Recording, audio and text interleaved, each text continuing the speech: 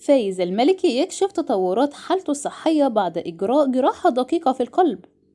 وجه الفنان السعودي رسالة طمأن فيها الجمهور على صحته بعد إجراء عملية قسطرة في القلب، أكد سهولتها ويسرها موضحا أن صحته تحسنت وأصبح أفضل حاليا.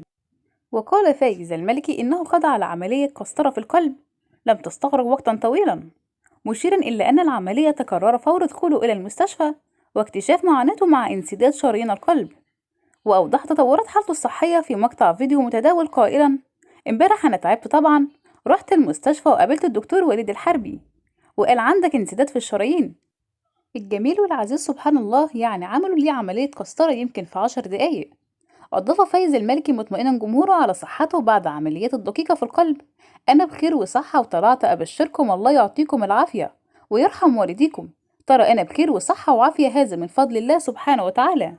واختتم موجها رسالة شكر واعتزاز إلى الأطباء بالمملكة العربية السعودية معربا عن فخره بهم، وأكد الجمهور أنه في تمام الصحة والعافية، لا أحد يخوفكم عليا، أنا بخير وصحة.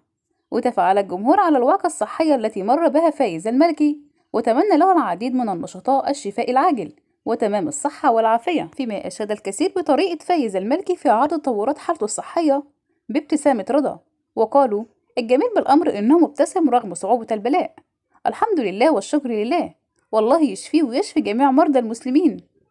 هو ده يكون خبر النهاردة. لو وصلت لحد هنا لايك وشير واشتراك وتفعيل زر الجرس حتى يصلكم كل جديد مني. مستنية تعليقاتكم واسيبكم في رعاية الله.